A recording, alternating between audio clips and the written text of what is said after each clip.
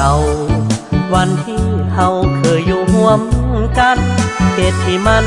แควนหัวพันหลายแควนผูกพันห่วมแห่งกันตาย้อนมานหาวีมังเพเข็นข้าเผาพาแนวความคิดของพวกยักมา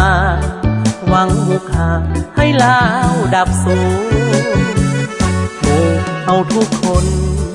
บอกเคยสนถึงสีบจะวา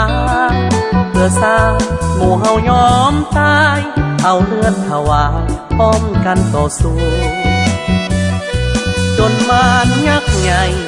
หูโลดซาบักเห็ดขี้หนูได้ประกาศให้โลกหับหูนี่แหละคือเสื้อลาวซาพลาเลือกภาพขึ้นมายามใดน้ำตาไหลหลังคิดถึง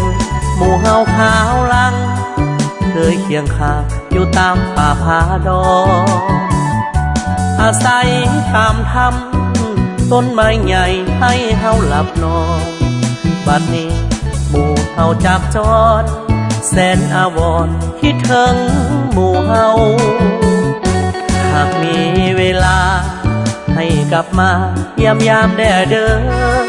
เหตุที่มันยังคอยเสมอทุกวันยังเพ้อคิดถึงเพื่อนเก่าหน้าข้าวหน้าไก่ยังจำได้อยู่ที่เพื่อนเฮานำมานำซ้ำแสนเหงายังคอยหมู่เฮา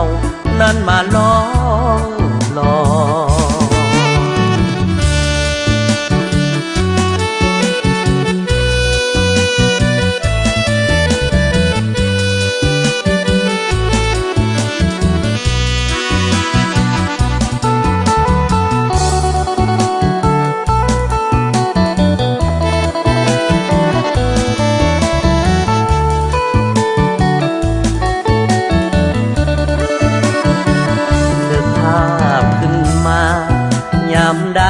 น้ำตาไหลหลังคิดถึงหมู่เฮาขาวลังเคยเคียงข้างอยู่ตามป่าผาดอกอาศัยตามธรรมต้นไม้ใหญ่ให้เฮาหลับนอนบัดนี้หมู่เฮาจากจรแสนอาวรณ์คิดถึงหมู่เฮาหากมีเวลาให้กลับมา